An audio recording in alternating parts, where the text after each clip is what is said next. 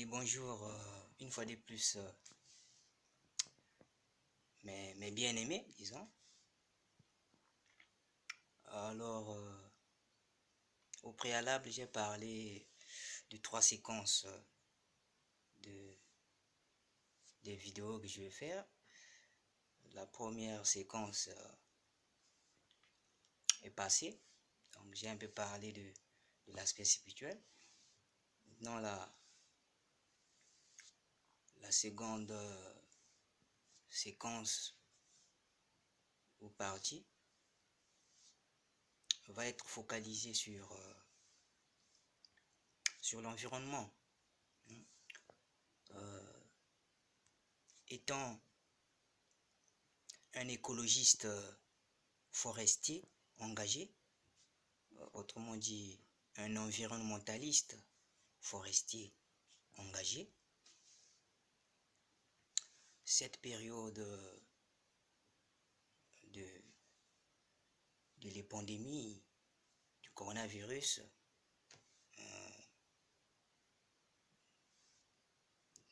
ne peut pas me laisser indifférent en tant qu'environnementaliste, parce que c'est un fléau qui affecte l'environnement, le milieu humain, donc disons le biotope humain, en d'autres termes. Donc, j'ai le devoir, en tant que écologiste forestier, mais l'écologie, c'est une science multidimensionnelle ou bien pluridimensionnelle, donc ça englobe parfois plusieurs branches, hein. C'est ce qui va m'amener à utiliser la notion de l'écologie globale. Donc, je peux dire que dans certains contextes, pour nous, les écologistes, ou bien pour nous, les environnementalistes forestiers, ou bien les environnementalistes quelconques, ça nous pousse à rentrer dans l'écologie générale. Donc, par rapport à nos formations aussi respectives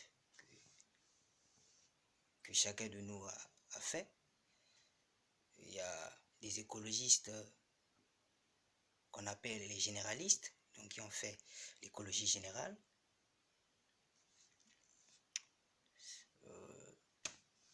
et qui ont fait d'autres disciplines aussi.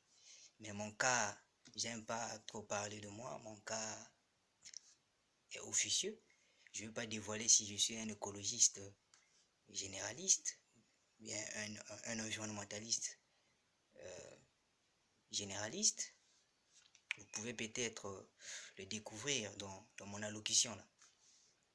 Donc, en tant que un environnementaliste engagé, je voudrais marteler sur la prévention de cette pandémie-là. Bien sûr, les gens regardent plus l'angle de la santé, mais les écologistes aussi sont impliqués. Donc, j'ai le devoir aussi de sensibiliser mes bien-aimés, la population,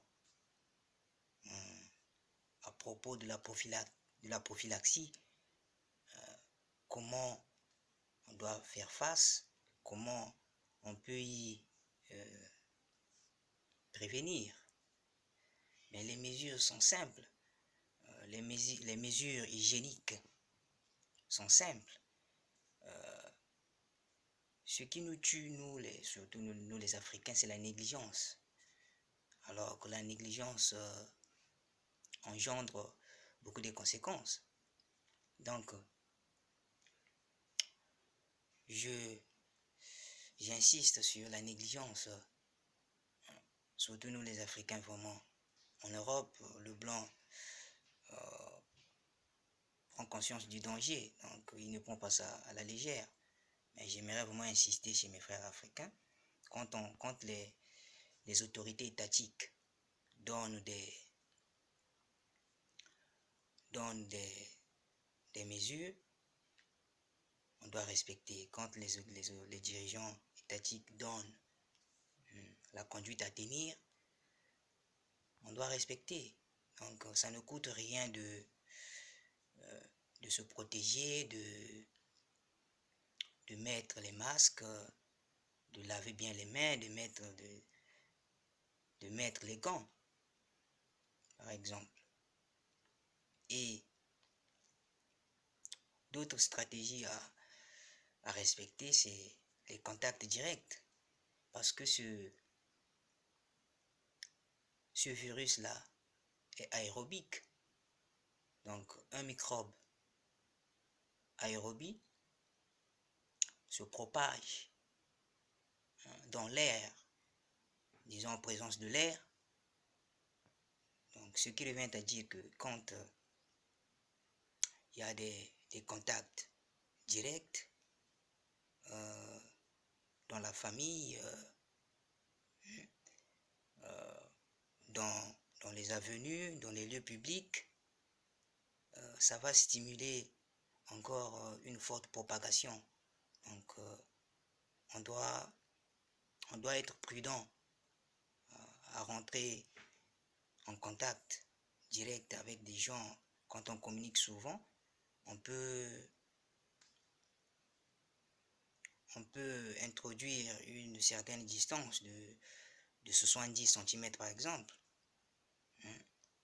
en parlant ou en remettant quelque chose. Bon, je sais que pour remettre quelque chose, au moins une distance de 30 cm peut passer. Mais s'il s'agit simplement de parler, même à 70 cm, ou même plus, ça peut passer. Donc, ne négligeons pas cette pandémie-là pour que ça ne puisse pas pénaliser beaucoup de choses. Parce que la propagation est rapide. Imaginez que si on néglige, ça va frapper beaucoup de familles. Imagine une personne, un sujet contaminé au milieu d'une famille. Je peux même dire que ça sera un scandale. Parce qu'au fur et à mesure qu'il va communiquer à ses enfants, à sa femme, à ses amis, aux environs, la multiplication se fait de plus belle. Donc, c'est vraiment dangereux. Donc, ne prenons pas ça à la légère. Prenons conscience.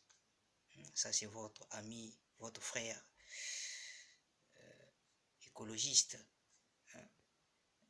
Eric Nkenene, autrement dit la merveille, qui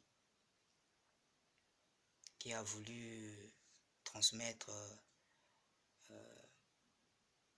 ce message de sensibilisation